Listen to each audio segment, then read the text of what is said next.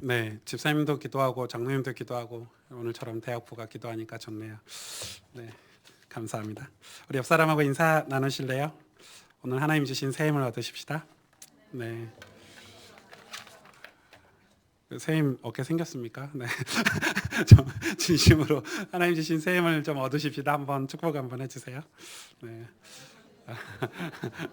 네, 감사합니다. 네,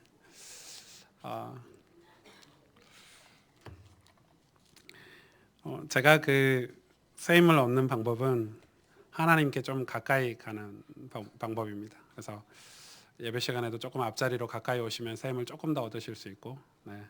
그래서 저는 조금 이렇게 가까이 하면 이렇게 좀 은혜가 되더라고요. 제 개인적으로는 신앙의 수준이 좀 떨어져서 그런지 모르겠지만, 그래서 여러분 그 예배 시간에 조금 더 하나님을 가까이 한다는 마음으로 예배를 드리면 하나님을 더 가까이 느끼실 수가 있겠죠. 그런 은혜가 있기를 원합니다.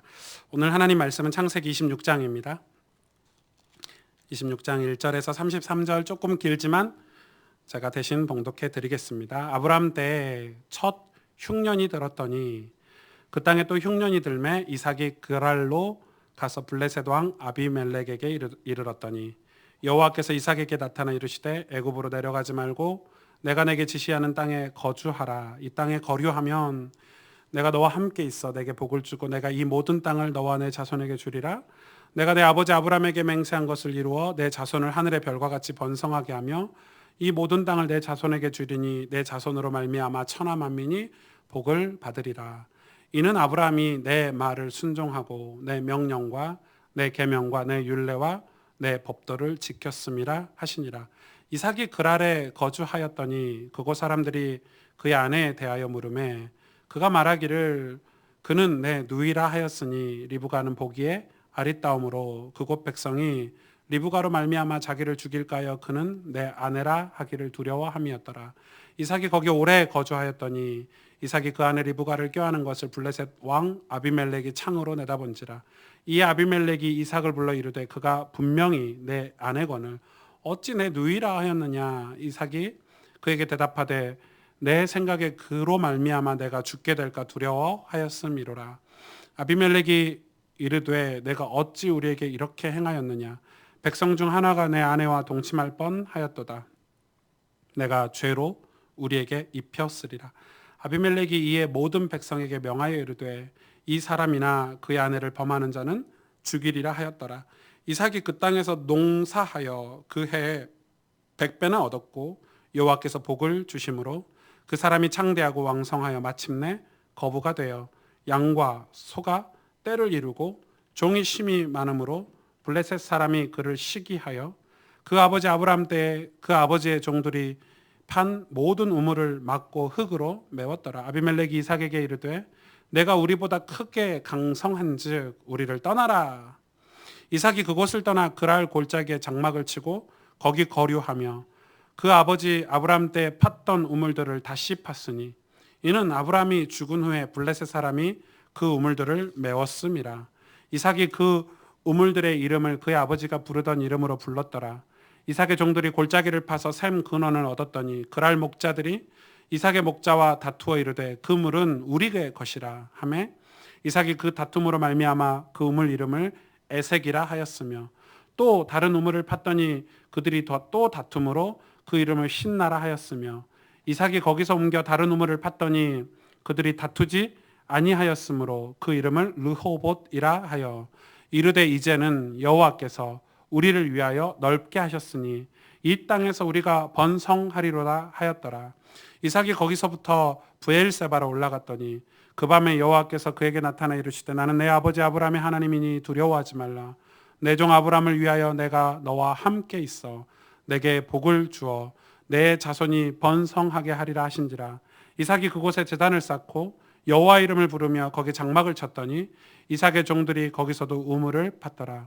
아비멜렉이 그 친구 아우삭과 군대 장관 비골과 더불어 그랄에서부터 이삭에게로 온지라. 이삭이 그들에게 이르되 너희가 나를 미워하여 나에게 너희를 떠나게 하였거늘 어찌하여 내게 왔느냐. 그들이 이르되 여호와께서 너와 함께 계심을 우리가 분명히 보았으므로 우리의 사이 곧 우리와 너 사이에 맹세하여 너와 계약을 맺으리라 말하였노라. 너는 우리를 해하지 말라. 이는 우리가 너를 범하지 아니하고 선한 일만 내게 행하여 내가 평안히 가게 하였음이리라. 이제 너는 여호와께 복을 받은 자니라. 이삭이 그들을 위하여 잔치를 베풀매 그들이 먹고 마시고 아침에 일찍이 일어나 서로 맹세한 후에 이삭이 그들을 보내매 그들이 평안히 갔더라. 그날에 이삭의 종들이 자기들이 판 우물에 대하여 이삭에게 와서 알리어 이르되 우리가 물을 얻었나이다 하매 그가 그 이름을 세바라 한지라. 그러므로 성읍 이름이 오늘까지 부엘세바더라. 아멘.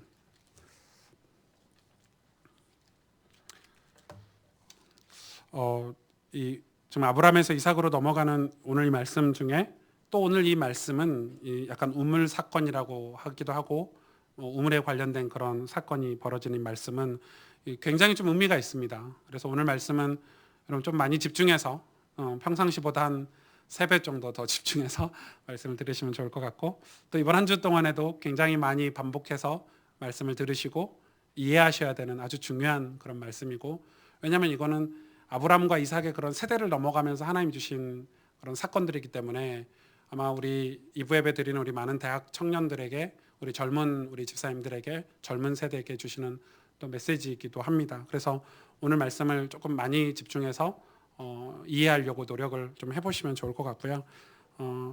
이 오늘 본문 말씀을 좀 들어가기 전에 여러분 도대체 그랄이 어디고 그랄 골짜기가 어디고 부엘라 헤로이가 어디고 또 부엘세바는 어디며 이게 좀 지금 성경의 지명들을 계속 이야기하시는데 좀 궁금해하실까 봐 제가 지도를 한 장 보여드리려고 하는데요. 지도 한번 보시죠.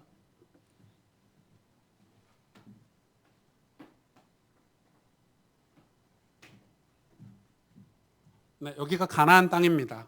네, 이 전체가 애굽은 어디죠? 이 애굽은 부엘세바에서 아래로 내려가면 부엘라 헤로이가 이 하갈이 살았던 데죠. 거기서부터가 아래가 다 애굽입니다. 제가 애굽은 제가 화면에 안 띄워놨습니다. 그래서 지금 이삭이 어디에 있었죠? 부엘라 헤로이에 있다가 흉년이 들어서 어디로 갔죠? 그랄로 간 겁니다. 왜 그랄로 갔을까요? 그랄이 파래요, 안 파래요? 팔았죠. 거긴 바닷가가 있으니까 먹고 마실 게 좀 많았던 거죠. 그래서 이제 그곳으로 갔고요. 거기서 이제 오늘 어디로 갔냐면은 그랄 골짜기로 가고 나중에는 부엘세바로 이동하는 장면입니다. 여러분 이삭이 제사 드렸던 모리아산도 좌우에 보이죠? 거기가 나중에 예루살렘 성이 돼요. 예수님이 십자가에 죽으신 성이 되고 헤브론이 그 가나안 땅 입구죠. 예루살렘 성을 가기 위한 중간 거점이 헤브론이다. 이 정도. 네, 끝이죠. 네. 뭐 이렇게 지형이 중요하진 않습니다. 그냥 이해만 하고 계시면 될 것 같고요. 이 신학교 가면 성경지리라고 공부를 합니다. 그래서 우리 전사님들이 성경지를 좀 배우고 있는지 안 배우는지 모르겠지만 이 성경지리 시간에 이런 걸 다 애워가지고 막 지형 이름 쓰고 여기서 무슨 사건이 몇 년도에 일어났나 이런 거 쓰고 저는 막 그런 시험을 본 기억이 나는데 하나도 기억은 안 나고요. 그냥 성경지리 책 보고 아 이런 게 있구나라고 이제 아는 정도입니다. 그래서 오늘 말씀을 좀 보시면서 이 지형적인 의미가 조금 우리에게 지금 영적인 지형의 의미를 이렇게 나타내고 있다는 걸 아시고 오늘 말씀을 좀 들으시면 좋을 것 같습니다. 오늘 말씀 보니까 뭐 한 가지 좀 특이한 게 있죠. 이삭이 아버지 아브라함이 범했던 실수를 그대로 반복해서 범하고 있죠. 그렇죠? 하나님이 이삭에게 나타나서 약속의 말씀을 주시죠. 너에게 복을 주겠다. 그랬더니 근데 그 복을 주기 전에 무슨 사건이 벌어졌죠? 흉년이 들었대요. 이 흉년이 언제도 들었죠? 아브라함에게도 들었어요. 흉년이 들어서 아브라함은 어디로 갔죠? 애굽으로 갔어요. 이삭도 마찬가지죠. 흉년이 드니까 그 땅을 떠나서 어디론가 가야 되는데 그랄이라는 곳으로 간 거죠. 그러니까 지금 이 흉년이라는 것은 엄청난 영적인 의미가 있어요. 여러분 인생에도 흉년이 있죠. 뭐 시험에 떨어졌다든지 가난하다든지 갑자기 잘 되던 사업이 잘 안 된다든지 뭐 갑자기 육신의 질병이 있다든지 이런 흉년들이 행복하게 살려고 결혼했는데 갑자기 가족 문제가 왔다든지 이런 흉년들이 인생에 이렇게 갑자기 찾아올 때가 있어요. 근데 그런 흉년들이 어떤 의미가 있는지 우리는 아브라함을 통해서 공부를 했지만 오늘 그 흉년을 이삭 아들, 이삭은 언약의 백성이죠. 심지어 예수 그리스도를 상징한대요. 그리고 이삭은 엄청난 그런 배경과 축복을 가지고 아브라함의 자녀로 그 언약을 대를 이어받는 장자권을 가지고 모든 축복을 다 물려받은 아브라함 그 이삭인데 그런 이삭에게 또 하나님이 흉년의 때를 주세요. 이건 뭘 의미하죠? 이건 뭘 의미해요? 아버지의 신앙을 자식이 그대로 갖지 않는다는 거예요. 부모의 신앙을 자식이 똑같이 갖고 있지 않다는 거예요. 단지 뭘 더 정확히 줄 뿐이죠. 다른 불신자들보다 줄 수 있는 거는 기회를 더 줄 뿐이에요. 똑같이 아버지가 예수님을 믿기 위해서 겪었던 사건들을 자녀들도 겪어야 되는 거예요. 그래서 나도 인격적으로 하나님을 만나야 되고 나도 인격적으로 예수 그리스도를 만나야 되는 그걸 이야기하고 있어요. 여러분 인간은 똑같은 실수를 해요. 치부가 있고요. 연약함이 있어요. 그걸 반복하는 게 인간이에요. 그런데 하나님은 뭐라고 얘기하고 계시냐면 넘어지고 못났고 실수하고 뭐 이런 우리 인간의 그 하나님께 떨어져 나갈 수밖에 없는 그런 연약한 죄악된 인간이고 그런 존재들인데도 불구하고 우리 인간에게 하나님이 뭘 요구하시냐면 온전함이라는 걸 요구해요. 그런데 이 온전함은 영어 퍼펙트가 아니에요. 완전함이 아니에요. 완전하신 분은 한 분이에요. 하나님. 하나님만이 완전하세요. 그럼 우리 인간에게는 완전함을 요구하신 게 아니라 온전함을 요구해요. 이 온전함이라는 단어는 이런 단어예요. 하나님 아버지를 향한 완전하신 하나님을 향한 방향성을 얘기해요. 그게 신앙이에요. 그런데 여러분 교회에서 장로가 그러면 돼요? 목사님 그러면 돼요?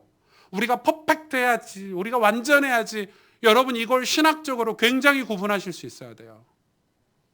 잘못하가는 우리는 완전한 신앙생활을 추구하는 하나님처럼 되려고 하는 그런 교만에 빠질 수 있단 말이에요. 신앙은 온전함이에요. 방향성이에요. 항상 하나님 앞으로 가려고 하는 왜? 우리는 연약해요. 똑같은 실수를 반복해요.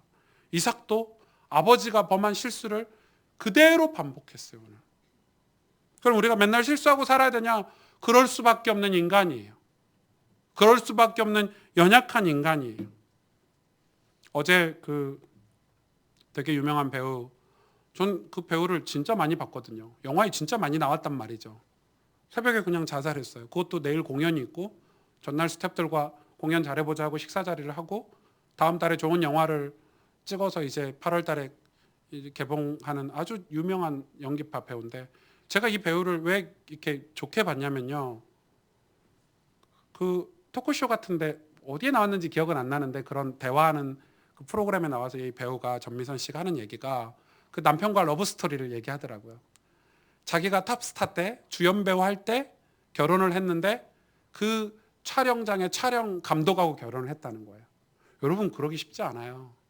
탑 배우가 여러분 여배우 뭐 이렇게 유명한 이 미담 배우하고 결혼하려고 하지 아니면 돈 많은 사업가하고 결혼하려고 하지 그 촬영장에 카메라 잡는 그 스텝하고 결혼할 수 있겠어요? 그 러브 스토리를 얘기해 주더라고요.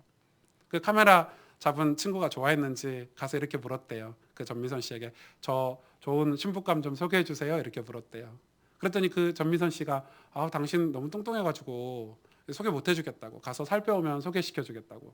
근데 몇 달 만에 살을 쫙 빼온 거예요. 몸을 만들어 온 거예요. 그래서 사귀게 됐대요. 자기하고. 그래 결혼했다. 그래 제가 왜냐면 저 여배우는 그런 명예나 어떤 그 화려함을 추구하진 않구나. 그래서 사람이 괜찮구나 생각했는데 갑자기 자살했대요. 여러분 그 우리나라가 세계에서 자살 1위입니다. 압도적인 1위. 우리나라 사람들의 특징은 거칠애가 심하기 때문에 대한민국 사람의 특징은 포장하는 게 심한 나라예요. 왜냐하면 동방예의지국이니까. 유교 문화가 발달해서 포장하고 감추는 데 능숙해요. 그러다 보니까 겉으로는 완벽한 배우이고 실력 있는 배우이고 칭찬받고 이런 건 좋은데 속이 내 영혼이 내 마음이 병들어가는 거를 자기도 잘 모르는 거예요. 그러다가 어느 순간에 어둠이 밀려오면 앞뒤 좌우가 꽉 막힌 것 같은 그런 상황에 딱 갇히면 안 보이는 거예요. 살 길이. 극단적인 선택을 해요. 그게 비단 그 여배우에게만 있는 일이 아니고 저에게도 일어났던 일이에요. 저도 문제를 만나면 이거 어떡하냐, 큰일 났다, 진짜 이거 어떡하냐, 이런 일을 진짜 많이 겪었거든요. 여러분, 우리가 그런 일을 많이 겪어요. 그쵸? 겪어요. 근데 사실은 살 길이 있는데, 길이 있는데, 빛이 있는데, 이 희미한 불빛이라도 그 삶에 비춰주고 있으면 그 빛을 따라서 살 길이 있을 텐데, 우리 대한민국의 문화상 그걸 주죠. 예를 들어서 뭐 여기 계시지만은 화려한 스포츠 스타가 갑자기 이제 은퇴를 하고 이제 월급 조금 받는 뭐 코치를 한다면은 그게 굉장히 자존심이 상하는 거예요. 힘든 거예요. 사람들이 옛날에는 잘 봐주다가 이제 안 그러니까 이제 막 인생이 끝난 것 같은 거예요. 아닌데, 그게 아닌데, 훨씬 더 가치 있고 보람되고 귀한 일을 할 수 있는데도 불구하고 우리 시선이 그래요. 저는 우리 교회에서 그런 시선 안 주셨으면 좋겠어요. 뭐 대단하다고 막 그런 시선으로 봐주고, 그 말은 내가 그런 모습으로 그런 아픔을 가지고 있다는 거잖아요. 인간은 그런 완벽한, 그런 퍼펙트한, 이 완전한 삶을 추구하고 살다 보니까 나중에 주저앉는데요, 속절없이 무너져요. 진짜 속절없이 여러분 무너져요. 저는 우리 교회 우리 청년들이 그 완벽한 퍼펙트한 삶을 추구하지 않았으면 좋겠어요. 인간은 퍼펙트할 수가 없어요. 그 누구도 내일 일도 모르고요. 우리 몸 하나, 병 하나 오는 거, 감기 하나 오는 거 막지 못하는 게 인간이에요. 우리는 어떻게 살아야 돼요? 하나님을 의지하고 살아야 돼요. 그게 최고의 축복이에요. 하나님 앞으로 갈 때, 그 빛 앞으로 갈 때, 그 생명의 복음, 십자가의 복음, 지난주에 말씀 나눴던 것처럼 우리를 죄와 저주와 어둠 가운데서 건져내신 그리스도의 십자가의 보혈 앞에 갈 때 우리는 살 길이 있다는 사실을 하나님 우리에게 가르쳐 주셨잖아요.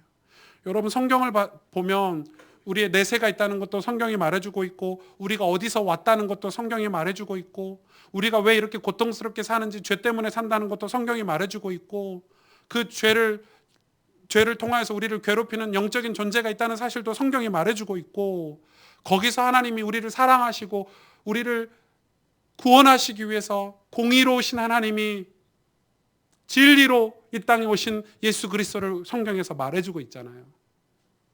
그래서 우리가 그 복음이라는 거를 가지고 그 복음 앞에 갈 때 우리가 살 길이 있다는 사실을 여러분이 가지고 살았으면 좋겠어요.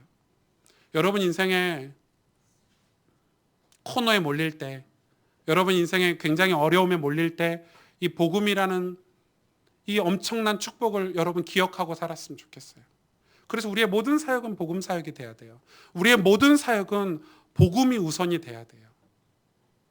그래서 예수 그리스도가 여러분 인생의 주인 되고 예수 그리스도를 의지할 수 있는 교회 사역들이 돼야 돼요. 여러분, 목사는 의지하지 마세요. 여러분, 저를 의지하면 큰일 나요. 저는 여러분이 저를 찾아왔을 때 저는 여러분을 예수 그리스도에게 복음으로 안내해주는 목회자이지, 제가 복음의 대상이 본질이 아니에요. 본질은 예수 그리스도예요. 그래서 여러분, 이 복음을 향해서 우리가 온전한 삶, 그게 성경이, 하나님이 우리에게 요구하시는 신앙생활이라는 거예요.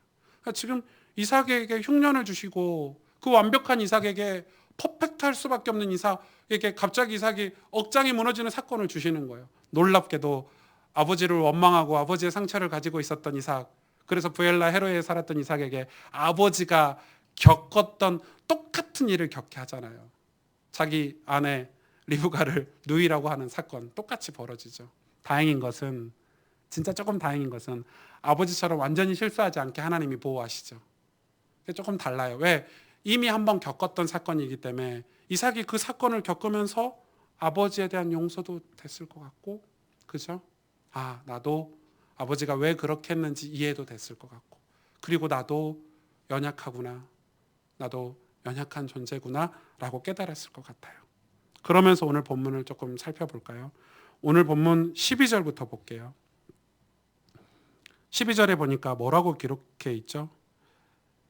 이삭이 그 땅에서 농사하여 그해 100배나 얻었고 여호와께서 복을 주심으로 그 사람이 창대하고 왕성하여 마침내 거부가 돼요. 이렇게 얘기하고 있죠.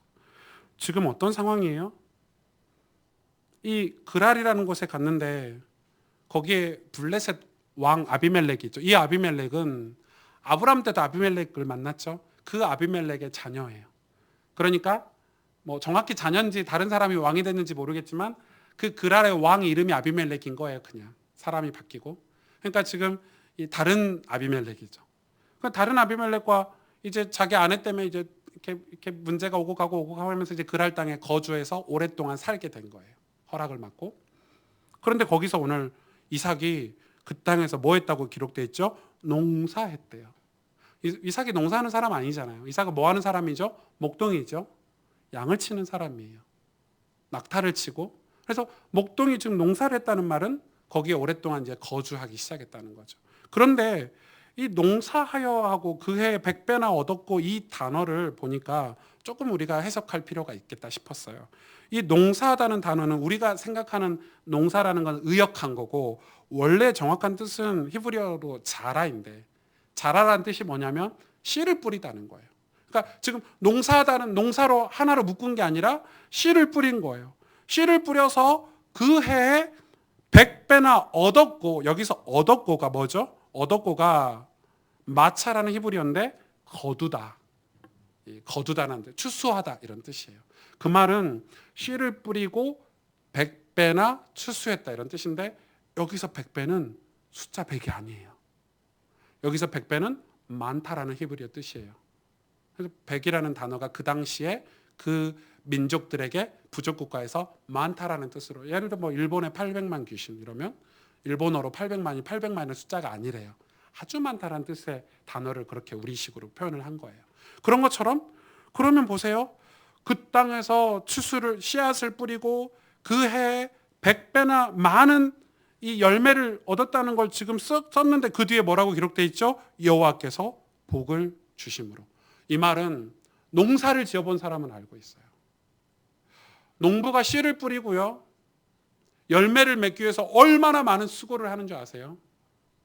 여러분 농사 안 지어보셨죠? 저는 이 고등학교 졸업할 때까지 저희 부모님이 농사를 지으셨기 때문에 이 농사일을 도왔거든요. 저의 어렸을 때 꿈은요. 한 가지 소원은 이 집구석에서 벗어나는 거. 절대 농사는 안 짓겠다. 죽어도 내가 농사일은 안 하겠다. 어떻게든지 여기를 떠나겠다. 이게 제 꿈이었어요. 왜냐하면 농사일이 너무 고되다는 걸 알았어요. 어렸을 때. 쉬는 시간이 없어요. 여러분 직장은 퇴근 시간이라도 있죠. 농사는요. 퇴근 시간 24시간이에요. 아, 엄마 일 좀 그만하면 안 돼? 엄마 그만 좀 하면 안 돼? 제일 듣기 싫은 소리가 새벽에 저 깨우는 소리예요. 성주야! 예, 이러면 아버지 하는 말이 농약줄 잡게 나와라! 이러는데 진짜 그게 지금도 맴돌아요. 아버지 음성이. 그래서 아버지를 싫어하는지 모르겠어요. 어렸을 때 일손이 부족하니까 집에 학교 가고 집에 가면요. 방문을 딱 열면 엄마가 겨울에 뭐하고 겨울은 쉬어야 되잖아 농사가. 근데 겨울에 땅콩을 까요. 그럼 땅콩 그 먼지 나는 땅콩이 땅속에서 나는 열매인 줄 아시죠? 나무에서 주렁주렁 열리는 게 아니에요. 땅속에서 캐서 탈탈탈 털어가지고 이게 땅콩 겉에 이렇게 먼지가 흙먼지가 말라 있으니까 뭐 집에요 TV 위에 뭐 방바닥에요 흙먼지가 이렇게 두껍게 쌓여 있어요. 거기서 땅콩을 겨울 내내 까는 거예요. 알갱이를 팔아야 더 비싸니까. 여러분 그럼 손이 다 이렇게 부르트고 이렇죠. 엄마 혼자 하고 있으면 짠하니까 그런 일을 돕고 하는 거예요. 누나들은 맨날 그거 하기 싫으니까 나가고 저같이 착한 이렇게 막내 아들이 이렇게 딱 붙어가지고 이렇게 까고 이렇게 한 거예요. 농사가 얼마나 힘든지 몰라요. 근데 여러분 이 100배 제가 지금 오늘 이걸 왜 다루냐면요. 기독교에서 지금 한국교회에서 복이라는 얘기를 하는데 조금 잘못됐어요. 정정할 필요가 있어요. 우리 복 받는다 개념이 어때요? 아, 하나님께 기도하면 하나님 복 주신대. 아니요. 이삭은 하나님이 이삭에게 농사를 짓게 하셨는데 그랄 땅에 거주하고 살아남기 위해서 씨를 뿌리고 100배의 결실을 거두기 위해서 농부의 심정으로 애쓰고 신실하게 준비하고 살았을 거예요. 여러분 농사가 얼마나 힘든 줄 아세요? 땅이 얼마나 중요해요. 비옥한 땅도 필요하죠. 이 땅을 관리해야 되죠. 씨앗을 뿌리고 위해서 일조량도 체크해야 되죠. 벌레들이 오지 않도록 해야 햇빛이 나는지 비가 오는지 체크해야 되죠. 그 흘린 땀, 그 흘린 노력, 그 쏟아부은 노력, 그걸 다 하고도 내 마음대로 안 되는 게 농사예요. 모든 에너지를 다 쏟아서 최선을 다했는데 갑자기 이른 서리가 오면요, 다 얼어버려요. 농작물이. 그 애써서 노력을 다 했는데 햇빛이 조금 더 많이 비치면 농작물이 다 타버려요. 그 노력을 다 했는데 가뭄이 오면 농사가 패려버리는 거예요. 무슨 말이에요? 여호와께서 복을 주심으로. 이해가 되세요? 최선을 다해서 하나님의 영광을 위해서 일을 하고 하나님께서 복 주시기를 기도하면서 그냥 복 주시길 위해서 가만히 있는 게 아니에요. 많은 대학생들이, 많은 랩런트들이 내일 기말고사인데 오늘 당구장 가서 놀고 친구들하고 수다 떨고 그리고 기도 수첩하면서 기도하는 거예요. 하나님 오늘 시험 잘 보게 해주세요. 그게 복이 아니란 말이에요. 남들보다 조금 더 최선을 다하고 100배의 결실을 맺도록 노력하고 그리고 하나님께 기도하는 거예요. 하나님 복을 주옵소서. 이해가 되시죠? 조금 복에 대해서 정정할 필요가 있어요. 지금 기독교인들은 사회에서 존경받고 성실하다고 인정받는 기독교인이 갈수록 줄어들고 있어요. 왜 그렇죠? 잘못 배웠어요, 교회에서. 교회에서 잘못 배웠어요. 대충 해도 하나님께서 복 주시고 책임져 주실 거예요. 신앙도 마찬가지예요. 신앙의 열매를 어떻게 맺을 수 있어요? 그래서 농사짓는 표현을 해주는 거예요. 씨앗을 뿌리고 가만히 있으면 신앙의 열매를 맺나요? 최선을 다해야 돼요. 복을, 열매를 맺기 위해서, 내 가정을 구원하기 위해서, 내 인생이 하나님께 쓰임받고 영광이 되기 위해서 농부처럼 최선을 다해야 돼요. 최선을 다해서 기도하고 최선을 다해서 성경을 읽고 예배를 드리고 그리고 하나님께서 내 인생을 사용해 주시고 내 인생이 복되게 해달라고 기도하는 거예요. 그게 신앙이에요. 이상한 삶을 살아놓고 복 달라고 하는 거는, 그래서 복을 만약에 받았다면 그건 재앙 아닐까요? 맞죠? 무당처럼 신비주의 하는 것처럼 이상하게 살아놓고 하나님이 복을 주셨다고 해서 갑자기 응답을 받았다면 그건 그 사람에게 재앙이에요. 마치 복권 당첨된 삶과 같은 거예요. 아, 복권 당첨된 삶은 좋은 삶이구나. 네. 노력하지 않았는데 뭐가 왔다면 그 사람은 평생 그런 삶을 살게 될 거예요. 그릇이 준비 안 되고 실력이 준비 안 되고 그걸 감당할 수 있는 삶이 준비 안 된 채 복이 왔다면 그건 재앙일 수도 있어요. 맞죠? 오늘 하나님은 이삭에게 새롭게 시작하는, 아브라함이 죽고 나서 새롭게 시작하는 이삭에게 어떤 신앙생활을 가르쳐 주는지 우리가 봐야 되는 거예요. 그러면서 보실래요? 15절에 그 아버지 아브라함 때 그 아버지의 종들이 판 모든 우물을 막고 흙으로 메웠더라. 신기하죠? 16절 아비멜렉이 이삭에게 이르되 내가 우리보다 크게 강성한즉 우리를 떠나라. 17절에 이삭이 그곳을 떠나 그랄 골짜기에 장막을 치고 거기 거류하여 18절 그 아버지 아브라함 때 팠던 우물들을 다시 팠으니 이는 아브라함이 죽은 후에 블레셋 사람이 그 우물물을 메웠음이라. 이삭이 그 우물들의 이름을 그의 아버지가 부르던 이름으로 불렀더라. 지금 어떤 상황이냐면요, 아브라함이 죽고 나서 이 블레셋 사람들이 아브라함이 팠던 우물들을 다 메워버렸대요. 흙으로 다 메꿔버렸대요. 어떤 그 주석에 보니까 이걸 흙이라고 주석하지 않고 해석하지 않고 쓰레기, 오물이라고 해석을 했다더라. 오물과 쓰레기로요 우물들을 다 메꿔버렸어요. 그리고 심지어 이제 뭐라고 얘기하냐면 하나님께 복을 받고 성실하게 살아서 응답을 받았는데 이 그랄 왕이, 그랄 사람들이 이 이삭 보고 야, 너 이제 왕성하고 이 축복을 받았는데 우리하고 같이 있지 말고 나가. 너네가 이제 우리보다 잘 사네. 나가. 이렇게 얘기했다는 거예요. 이건 뭐죠? 이건 뭐예요?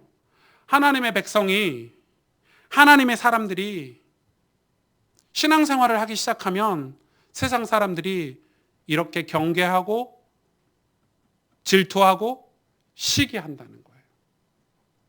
다시 말해서 우리가 예수님을 믿고 하나님 예수를 믿고 하나님 주신 복을 받기 시작하면 그 복에 관해서 세상은 질투하고 시기하고 그런다는 거예요.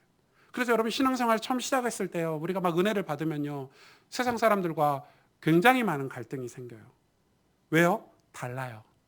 노선이 달라요. 가는 길이 달라요. 우리는 거룩한 하나님의 백성이잖아요. 성도잖아요. 구별된 삶을 살기 때문에 다를 수밖에 없어요. 여러분 그거를 알고 가셔야 돼요. 그래서 여러분이 회사에서 갑자기 막 담배 피고 술 먹고 이상한 농담 따먹기나 하던 사람이 갑자기 예수님 믿고 변화되면요, 야 너만 착하냐? 너만 잘났냐? 이러죠. 안 그래요? 전 그걸 너무 많이 겪었어요. 저는 예수님을 이렇게 불신자 상태에서 예수님을 믿었기 때문에 그 변화의 과정을 다 겪었죠. 심지어 목사가 됐으니까. 야, 네가 신학교 간다고 네 인생이 변화될 것 같냐? 제 친구들이 얼마나 많이 놀리든지요. 심지어 저희 가족들도 아유, 너 같은 게 무슨 목사를 한다고 이러는 거예요. 그러니까 여러분 우리가 예수님을 믿고요, 그러면요 그런 이 시기 질투를 받아요. 심지어 오늘 보니까 블레셋 사람들이 아버지의 우물물을 다 메꿔버렸대요. 이렇게 가둬버린 거예요. 근데 보세요, 이삭이 그 아버지의 우물 있는 곳으로 가게 돼요. 보실래요? 그게 오늘 내용이죠. 오늘 핵심 내용이죠. 18절부터 다시 볼까요?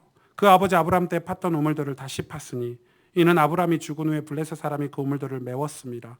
이삭이 그 우물들의 이름을 그의 아버지가 부르던 이름으로 불렀더라. 이삭의 종들이 골짜기를 파서 샘 근원을 얻었더니 그랄 목자들이 이삭의 목자와 다투어 이르되 이 물은 우리의 것이라 하며 이삭이 그 다툼으로 말미암아 이 우물 이름을 에색이라 하였으며 또 다른 우물을 팠더니 그들이 또 다툼으로 그 이름을 신나라 하였으며 이삭이 거기서 옮겨 다른 우물을 팠더니 이삭이 다투지 아니하였으므로 그 이름을 르호봇이라 하여 이르되 이제는 여호와께서 우리를 위하여 넓게 하셨으니 이 땅에서 우리가 번성하리로다 하였더라. 지금 이 사람들이 쫓아내서요, 그랄에서 도심에서 살다가 이제 그랄 골짜기 비옥한 땅에서 살다가 그랄 골짜기로 와버린 거예요. 그랄 골짜기는 농사를 지을 수가 없어요. 골짜기라서 농사했는 거 다 빼앗기고요, 농사 지은 거 세상 사람들이 다 가져가고요. 이제 그랄 골짜기로 와서 그랄 골짜기로 왔더니 거기서 아브람도 거기 쫓겨왔잖아요. 아브람이 팠던 우물물들이 다 이렇게 흙으로 메워져 있더라고요. 그걸 다시 이삭이 판 거예요. 이게 도대체 무슨 사건이냐. 근데 또 파서 샘의 근원을 얻어가지고 물이 철철철 나오니까요, 그랄 목자들이 와가지고 또 뺏어갔어요. 자기들 거라고. 자기 땅이니까. 이삭이 싸웠을 텐데 이삭은 안 싸웠어요. 또 파고요. 또 파고요. 아버지가 팠던 우물 다시 파고요. 다시 파고요. 나중에는 이제 너무 많이 팠으니까 그랄 사람들이 이제 더 이상 자기들이 이익을 취하지 않아도 되니까 이제 더 이상 뺏지 않고 싸우지 않았어요. 그 싸우지 않았던 그 이름을 뭐라고 했죠? 르호봇이라. 르호봇은 하나님께서 우리를 넓게 하시다는 뜻이에요. 축복이 이렇게 넓은 거예요. 그래서 막 나눠줘도 또 있는 거예요. 샘의 근원을 얻었기 때문에 계속 나눠줘도 복이 내 안에 또 있는 거예요. 여기서 이 우물은 굉장히 중요한 의미가 있어요. 마틴 로이드 존스 목사님께서 유명한 변증학자이자 목사님이시잖아요. 그분이 이 본문을 이렇게 설명했어요. 이렇게 주석을 하셨어요. 이 우물, 아브람이 팠던 우물을 하나님이 왜 이삭으로 하여금 다시 파게 만들었냐. 블레셋 사람, 이방 사람들이 이 메워놓은 쓰레기 더미를 다시 들춰서 그냥 옆에서 새 땅을 파는 게 더 쉬울 수도 있잖아요. 근데 이 우물을 다시 파게 만든 이유가 무엇이냐. 이 마틴 로이드 전사님이 이렇게 말씀했어요. 이 우물은 생명의 생수가 흘러나오는 우물, 예수 그리스도를 상징하죠. 구원의 은혜, 십자가에서부터 흘러나오는 구원의 은혜, 십자가에서부터 흘러나오는 그 생명의 생수, 그걸요 아브람 때 철철철 흘러넘치게 하셨던 하나님이 세대가 지나고 불신자들이 와서 다 메워버린 거예요. 교회가 이 생명의 생수, 복음의 생수, 십자가의 복음의 은혜가 철철철 흘러넘쳐야 되는데 세상 문화가 들어오고 세상의 그런 가치관들이 들어오고 세상의 쓰레기 같은 것들이 들어와서 다 메꿔버린 거예요. 그대로 살 게 아니에요. 이삭이 그대로 살면 어떻게 돼요? 복음과 상관없는 종교 생활을 할 수밖에 없기 때문에 하나님이 흉년을 통해서 그랄 골짜기로 내모신 거예요. 거기서 그 우물을 다시 파게 하셨어요. 마틴 로이드 존스 목사님께서 말씀하셨어요. 젊은 세대들, 청년들이요, 부모가 팠던, 우리 부모가 예수님을 안 믿었어도 우리 부모 세대가 예수를 믿고 우리가 그 복음을 이어받았으니까 우리가 이 우물을 다시 파야 된다. 교회 안에 들어와 있는 쓰레기 같은 그 오물들로 막혀버렸던 이 우물을 다시 파서 우리가 샘의 근원, 이 구원의 감사와 감격, 십자가의 복음이 다시 흘러가도록 원색적인 복음을 다시 회복해야 된다. 여러분 안 그렇습니까? 다시 성령의 충만함을 회복해야 되고, 다시 오직 예수 그리스도의 신앙이 회복돼야 되고, 다시 뜨겁게 하나님만 우리의 구원자라고 기도하고 고백하는 그 신앙이 우리 안에 회복돼야 되는데, 교회가 우상단지를 섬기는 단체와 비슷하게 인본주의가 들어오고 문화가 들어오고 발전된 이 경제관념이 들어오고 하나님 말씀대로 살자는 게 식상한 소리가 됐고 복음을 위해서 살자는 게 식상한 소리가 되고, 교회 안에서 그것은 우물의 쓰레기들로, 오물들로 우물이 다시 메꿔져 버린 거라는 거예요. 생명의 생수가, 우물물이 샘의 근원에서 물이 흘러나와야 되는데 물이 나오지 못하게 메꿔져 버린 거예요. 그걸 우리가 다시 파야 된다는 거예요. 여러분 가정에서 다시 우물물이 파지기를 원합니다. 여러분 직장에서 여러분이 그 우물들이 되시기를 바랍니다. 우리 교회가 뭐 해야 돼요? 이 우물을 파야 돼요. 가스펠 교회 와가지고 누굴 만났냐, 무슨 프로그램을 했냐가 중요한 게 아니고, 이곳에 와서 예수 그리스도를 만나지 않으면 이 교회는 의미가 없는 거예요. 왜 강남에, 이 서울에 수도권 한복판에 교회를 세우셨냐? 여러분 그 연예인이 죽은 게 여러분은 가슴이 안 아플 수 있지만 저는 어제 가슴이 너무 아프더라고요. 그 연예인 한 명입니까? 하루에 40명씩 자살해요. 이 나라 사람들이 하루에 40명, 계산해 보세요. 1년에 15,000명에서 2만 명이 자살해요. 압도적인 1위예요, 이 나라가. 우울증이라는 이름으로, 조울증이라는, 다른 나라에는 없는 병들이 있어요. 우리나라에는 이상한 병들 다 만들어가지고요, 정신병자 취급하고요, 멀쩡한 청소년들 다 정신병자 취급하는 나라가 이 나라예요. 우리가 그들을 위해서 복음을 전해야 되지 않겠습니까? 교회가 이렇게 많은데 왜 우리끼리 싸우면서, 우리 인생 이러면서, 이삭이 상처 속에서 부엘라 헤로에서 인생의 고뇌를 하고 있는 동안에 저 블레셋에게 생명의 생수를 나눠줄 선교, 전도 다 까먹고 사는 거예요. 하나님 그래서 흉년을 주신 거 아닌가요? 그래서 하나님 흉년을 주신 거예요.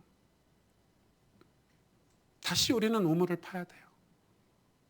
우리 복음의 역사가 일어났던 믿음의 세대가 다시 우리 안에 회복되도록 우리가 할 수 있는 일은 그 일이에요. 우물을 파는 일이에요. 우물을 걷어내고 쓰레기들을 걷어내고 온갖 잡동사니들을, 흙더미들을 걷어내고 우리 안에 샘의 근원이 르호봇이 되고 넓은, 와서 다 가져가라고 줘야 되잖아요. 그런데 여러분, 이 불신자들은요, 예수 그리스도에게 관심 있냐, 복음에 관심 있냐? 아니요. 그 복음의 열매, 예수 그리스도로 말미암은 어떤 외적인 일에 관심이 많아요. 보실래요? 25절부터 26절부터. 아비멜렉이 26절에 보니까 그 친구 아웃삭과 군대 장관 비골과 더불어 그랄에서부터 이삭에게로 온지라. 이삭이 그들에게 이르되 너희가 나를 미워하여 나에게 너희를 떠나게 하였거늘 어찌하여 내게 왔느냐. 이제 이삭이 너네가 나 쫓아내놓고 이제 미워했으면서 왜 왔느냐 이렇게 얘기하죠. 그때 보세요. 이 아비멜렉이라는 왕이 하는 얘기예요. 그들이 이르되 여호와께서 너와 함께 계심을 우리가 분명히 보았으므로 우리 사이 곧 우리와 너 사이에 맹세하여 너와 계약을 맺으리라 말하였노라. 너는 우리를 해하지 말라. 보세요.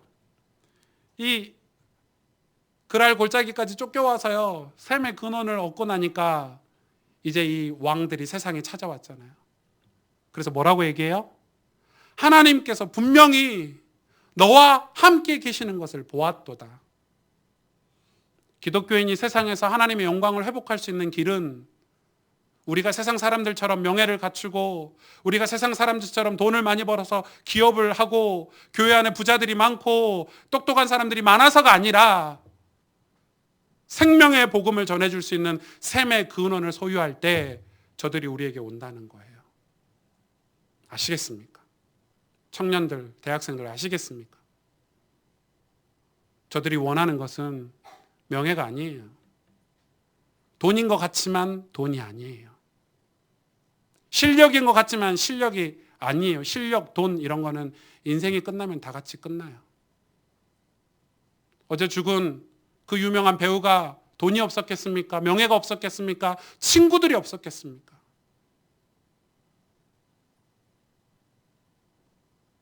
이해가 되시는가요? 그런데 기독교인들이 자꾸 교회 안에서 복 얘기하면서 이 생명의 복, 구원의 감격과 감사 이걸 하찮게 여기는 거예요.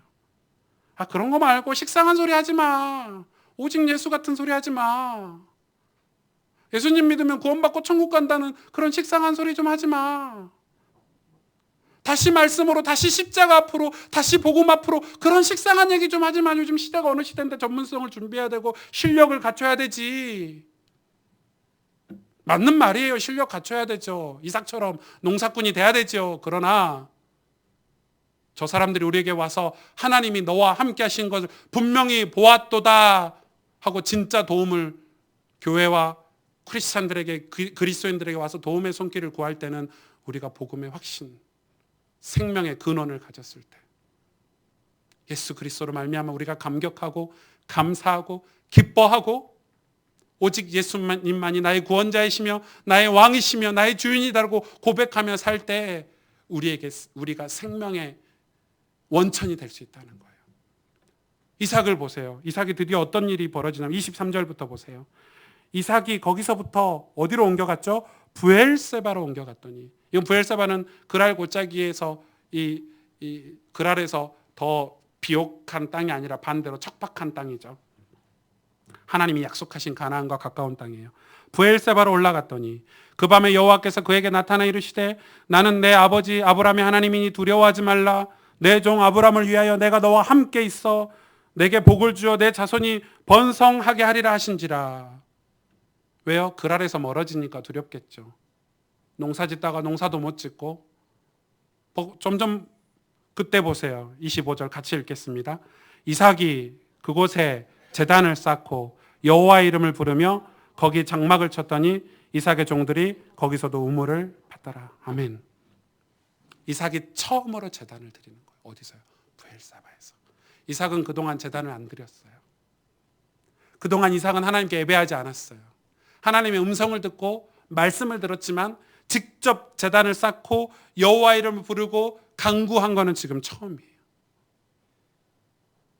무슨 말이에요? 인격적으로 하나님을 드디어 만났다는 말이에요. 이삭이.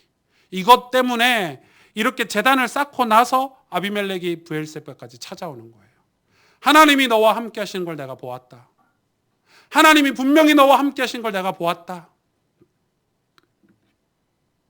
이삭이 나중에 이 사람들을 위해서 어떻게 하죠? 30절 보세요. 이삭이 그들을 위하여 잔치를 베풀매 그들이 먹고 마시고 아침에 일찍 일어나 서로 맹세한 후에 이삭이 그들을 보내매 그들이 평안히 갔더라. 여러분이 이런 이삭과 같은 복을 받기를 원해요. 여러분 주변에 이 그랄과 같은 블레셋과 같은 사람들이 얼마나 많아요. 우리가 이 브엘세바를 회복해야 되는 거죠. 무엇이 현실이에요? 우리에게 현실은 먹고 사는 거예요? 예, 그래요. 그게 중요해요. 직업도 중요하고요.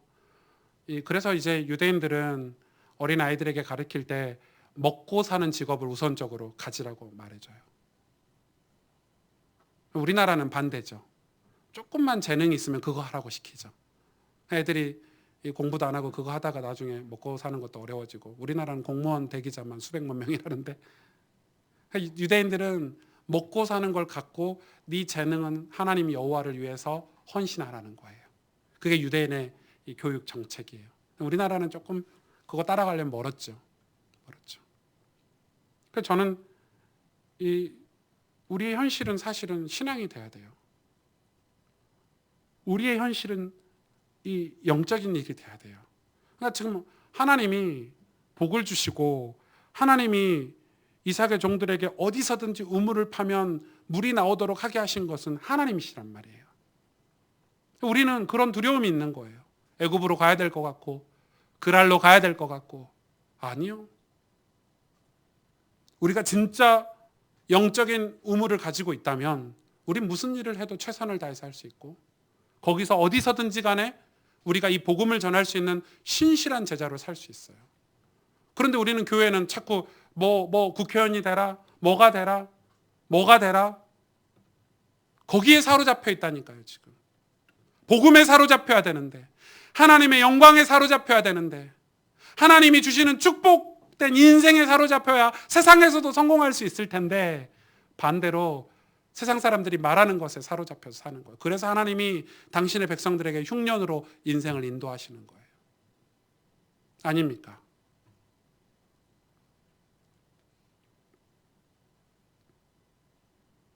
사도행전에 보면 하나님이 사도 바울을 부르시죠. 사도 바울을 왜 부르셨죠? 이방인에게 복음 전하라고. 로마에 복음 전하고 서바나에 복음 전하라고. 그래서 어려움과 사건이 나고 막 풍랑이 일어나고 문제가 올 때마다 사도행전 19장 21절, 23장 11절, 27장 24절에 바울아 두려워 말라 내가 로마도 보아야 하리라 내가 가이사 앞에 서야 하리라 계속해서 하나님이 사도 바울에게 로마와 가이사 황제 앞에 서야 할 것을 말씀하고 계시죠. 그러면서 로마서 15장 보세요. 로마서 15장을 보고 좀 맞출 건데요. 로마서 15장을 다 보고 싶은데 로마서 15장 16절 보세요. 이 은혜는 곧 나로 이방을 위하여 그리스도 예수의 일꾼이 되어 하나님의 복음의 제사장 직분을 하게 하사 이방인을 제물로 드리는 것이 성령 안에서 거룩하게 되어 받으실 만하게 하려 하심이라. 그러니까 하나님이 나에게 은혜를 주신 것은 이방인을 위하여 나를 그리스도의 일꾼 되게 하셨다는 거예요. 그래서 바울은 어떻게든지 로마 앞에 가려고 했어요. 그런데 22절 보세요. 그러므로 또한 내가 너희에게 가려 하던 것이 여러 번 막혔더니 23절에 이제는 이 지방에 일할 곳이 없고 또 여러 해 전부터 언제든지 서바나로 갈 때 너희에게 가기를 바라고 있었으니 못 간 거예요. 왜 하나님이 이렇게 막았죠? 계속 막으셨어요. 로마에 못 가게. 28절 그러므로 내가 이 일을 마치고 이 열매를 그들에게 확증한 후에 너희에게 들렸다가 서바나로 가리라. 29절 같이 읽을까요? 내가 너희에게 나아갈 때 그리스도의 충만한 복을 가지고 갈 줄을 아노라. 바울이 드디어 깨달았어요. 왜 로마에 못 가게 했죠? 로마는 강대국이에요. 실력 있는 사람들이 모여있는 곳이에요. 엄청나게 반드시 복음을 전해야 되는 곳이긴 하지만 바울이 지금 바울의 상태로 갔을 때는 그 로마에 복음을 전할 수 없기 때문에 하나님의 바울의 지경을 넓히시고 실력을 갖추시고 팀을 준비해서 기도와 복음의 확실한 메시지가 다 준비될 때까지 하나님이 계속 막으셨다 이 말이에요. 이해가 되세요? 그리고 나중에 이 열매들을 이방 땅에 확증하고 그 증거를 가지고 내가 너희에게 나아갈 때는 그리스도의 충만한 복을 가지고 나아가리라. 그게 하나님의 시간표예요. 하나님이 이삭을 하나님이 복음의 사람으로 언약을 전달하는 일에 사용하시려고 하시는데 이삭이 준비가 안 됐어요. 상처 속에 있어요. 부엘라 헤로이에 머물러 있어요. 그래서 그에게 흉년을 주고 아버지의 상처를 치유하기 위해서 아버지가 팠던 땅 우물이 있는 그랄 골짜기까지 인도하셨어요. 그 골짜기를 파면서 아버지가 만났던 하나님을 만났어요. 그리고 거기서 이삭이 처음으로 제단을 쌓았어요. 아버지처럼. 하나님이 함께 하신다는 것을 그때 체험했어요. 그게 시간표예요. 우리의 시간표가 무엇입니까? 우리는 막 로마 복음화, 세계 복음화, 수도권 복음화, 하나님 우리 민족 복음화, 심지어 우리 가정 복음화하게 해주세요. 기도는 하는데 아무것도 준비하지 않아요. 농사를 지으려고 하지 않아요. 씨를 뿌리려고 하지 않아요. 여러분 씨를 안 뿌리면 어떻게 돼요? 시편 126편에 이렇게 기록되어 있어요. 시편 126편 3절부터 보실까요? 여호와께서 우리를 위하여 큰 일을 행하셨으니 우리는 기쁘도다. 4절 여호와여 우리의 포로를 남방 시내들 같이 돌려보내소서. 그러면서 얘기하고 있어요. 5절 눈물을 흘리며 씨를 뿌리는 자는 기쁨으로 거두리로다. 6절 울며 씨를 뿌리러 나가는 자는 반드시 기쁨으로 그 곡식단을 가지고 돌아오리로다. 이게 무슨 말이냐면요, 이스라엘 백성이 포로가 됐어요. 근데 그때 이스라엘 백성이 다 원망해요. 하나님을. 왜 우리를 포로로, 왜 우리를 이렇게 이 노예로. 지네들이 우상 섬긴 건 생각도 안 하고. 그때 하나님이 신실한 믿음의 사람들에게 기도하게 하셨어요. 그리고 깨달았어요. 근데 뭐 했냐면 그때부터 포로된 사람들 중에 신실한 기도의 사람들이 하나님 앞에 기도하면서 깨달은 거예요. 우리가 복음을 놓쳐버려서 그렇구나. 그래서 자기 자녀들에게 복음을 가르치기 시작했고요. 이해 가세요? 그 포로된 중에 그냥 기도한 게 아니에요. 눈물로 씨를 뿌리기 시작했어요. 다시는 내 자녀가 포로가 되지 않도록, 다시는 내 자녀가 노예가 되지 않도록 눈물로 씨를 뿌리는데 자녀들에게, 믿지 않는 내 가족들에게 신실하게 눈물로. 여러분 그게 얼마나 힘들고 고달픈 일인 줄 아시잖아요. 그게 다 되니까요, 나중에 하나님께서 해방해 주셨잖아요. 그게 느헤미야 얘기예요. 그게 느헤미야 얘기예요. 지금 사도 바울이 복음의 확신, 어떤 환경에도 낙심하지 않고 흔들리지 아니할 오직 예수 그리스도의 복음이 준비될 때 로마의 문을 여셨거든요. 저와 여러분이 이 우물을 다시 파야 되는 거예요. 여러분 오늘 말씀은 많이 곱씹으셔야 돼요. 우리가 지금 우물이 막혀 있지 않습니까? 예수님이라는 우물이 있어요. 우리 다 예수님 믿으니까. 예수님이라는 우물이 있지만 우물이 다 막혀 있는 거예요. 쓰레기로, 오물로, 세상의 가치관으로 꽉꽉 막혀 있어요. 그런데 예수님을 믿는데 답답해요. 교회를 다니는데 답답해. 왜요? 그 우물이 터지지 않는 거예요. 그냥 다 메어진 상태에서 사는 거예요. 갱신이 무엇이고 개혁이 무엇입니까? 그걸 쓰레기를 끄집어내고 오물을 끄집어내고 다시 샘의 근원을, 우리 아버지, 아니 성경의 인물들이 마셨던 그 생수가 아니라 내가 내 안에 계신 예수 그리스도에서 흘러나오는 그 성전문에서 흘러나오는 그 생수를 마시는 신앙. 그럴 때 세상은 우리를 보고 하나님이 너희와 함께 하시는구나. 하나님 나라가 그때부터 시작이 돼요. 보세요. 두고 보세요. 여러분 그걸 두고 기도하시길 바랍니다. 우리 교회가 그런 교회가 되도록 기도해 주시길 바랍니다. 여러분 가정에 다시 우물이 세워지기를 원하고, 막혔던 우물이 다시 뚫리기를 원하고, 여러분 마음의 우물들이 다시 터져서 샘의 근원을 얻어서 구원의 감사와 감격이 회복되기를 원합니다. 진심으로 한번 기도해 보세요. 그 복음이 얼마나 능력 있는지, 그 성전에서 흘러나오는 그 생수가 얼마나 파워풀하고 힘이 있는지. 같은 말이네요. 얼마나 우리를 치유하고 살리는 말씀인지. 우물이 우리 안에 회복돼야 돼요. 우물이. 하나님은 그것을 두고 당신 앞에 나오도록 온전한 신앙생활을 할 수 있도록 우리 인도하시죠. 그때 다시 하나님의 영광이 회복되는 거예요. 이 땅에 하나님의 영광이 언제 회복될까요? 교회가 건물을 멋있게 지을 때인가요? 아니에요. 아니라니까요. 여러분 착각하지 마세요. 교회가 멋있는 콘서트를 할 때인가요? 아니에요. 설마요. 하나님이 그 정도시겠어요. 우리가 복음을 완전한 답을 내릴 때, 복음을 위해서 살 때, 그 복음의 생수가 우리 마음에서 흘러나와서 우리 이웃들에게, 가정들에게. 그래서 여러분 남편에게 그 이상한 소리 하고, 아내에게 이상한 소리 하고, 자녀에게 이상한 소리 하고 이런 거 다 갱신하셔야 돼요. 제가 한 가지만 얘기하고 마무리할게요. 제가 몇 년 전에 저희 선배가, 친한 선배가 이 상담학 박사가 되셔가지고 저 어디에 이 상담 센터를 차리셨어요. 아주 크게.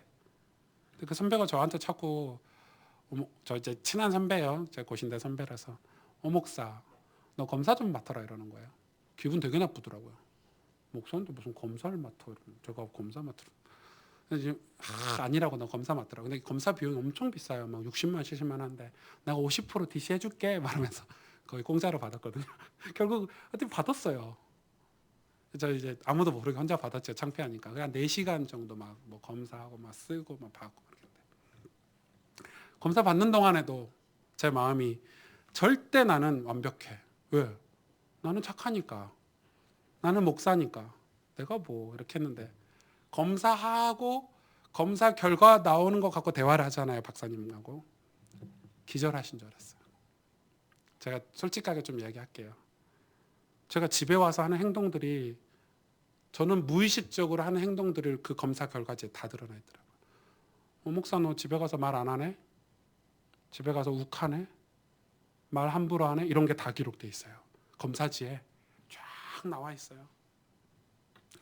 나는 그렇지 않다라고 생각하지만 내 행동과 말은 네 아내와 네 자녀에게 상처를 주고 있다. 이렇게 검사 결과지. 좀 쇼킹했어요. 어떻게 해야 돼요? 했더니 그거는 네가 습관이 됐고 아버지 어머님부터 물려온 어떤 내성이 돼 있는 거기 때문에 그거를 고치려면 이 검사지를 가지고 좀 치료를 받아야 돼요. 제가 치료받은 존재가 된대. 제가 무슨 치료를 받아요, 나 같은 사람이 이런 생각했는데 그게 아니에요. 그래서 그분이 주신 팁이 김상진 박사님께서 주신 팁이 뭐냐면 집에 가기 전에 그 차에 주차해 놓고 시동을 끄고 한 10분 동안 이 무의식적으로 하던 걸 의식화하라는 거예요. 저는 그게 엄청 도움됐어요. 우리는 가끔 의식적으로 살지 않을 때가 있어요. 무의식이 우리를 지배할 때가 있다니까요. 그래서 그때부터 물론 매일 하지는 못하지만 집에 가면 주차장에 차를 파킹해 놓고 시동을 끌고 한참을 기도하고 들어가요. 그러면 사역하면서 받은 스트레스, 사역하면서 받은 어떤 압박감을 집에 가서 다 풀거든. 말 안 하고 막 와이프가 대화해도 짜증내고 이랬던 게 그 짧은 시간이지만 5분 10분 시간이 우리 집사람이 그전엔 저희 아파트가 조금 막 차가 들어왔던 표시나는 아파트 있죠. 들어왔는데 바로 안 올라오니까 전화해가지고 왜 안 올라오냐고 나는 이제 그 시간을 갖고 있는데 그때 생각도 바꾸고 마음도 정리하고 그러고 들어가는 거예요. 그게 조금 괜찮아지는 거죠. 여러분 제가 왜 이야기를 하냐? 우리는 우물 안에 있는 오물들을 파내야 돼요. 내 안에 있는 쓰레기들을 파내야 돼요. 교회도 똑같아요. 여러분 다른 교회를 배울 게 없어요. 여러분 내가 옛날에 다녔던 교회는 그런 거 없어요. 우리는 하나님 앞에서 복음을 위한 교회가 돼야 돼요. 그래서 찌꺼기들 다 끄집어내야 돼요. 아닙니까? 그래서 우리 안에 생수가 있어야 감사가 있고 성령의 충만함이 있고 은혜가 있고 그래야 새 사람이 될 수 있는데 자꾸 머리로 계산으로 새 사람이 돼야지 절대 새 사람 안 된다니까요. 내 남편 변화시켜야지 해놓고 맨날 남편 구박하는데 무슨 남편이 변화될 수 있습니까? 그러니까 우리가 내 안에 이삭과 같이 우물을 파고 제단을 쌓고 하나님을 인격적으로 만나는 이 복음의 은혜가 회복되지 않으면 우린 영원히 하나님의 영광을 다시 맛볼 수가 없는 거예요. 과거의 영광으로 머물러 있는 거예요. 저는 우리 교회 하나님의 영광을 다시 회복하길 원해요. 우리를 통해서 이 땅에 하나님의 영광이 다시 회복되길 원해요. 지금 기독교가 개독교라 그러고 하나님의 영광이 바닥을 치고 있지만 하나님 다시 하실 거예요. 왜요? 언제요? 우리가 우물을 다시 팔 때. 아버지의 우물. 그냥 우물도 아니에요. 아브라함의 우물을 다시 회복할 때. 르호봇의 축복을 받기를 원합니다, 여러분. 부엘세바의 축복을 받기를 원합니다. 함께 기도하겠습니다.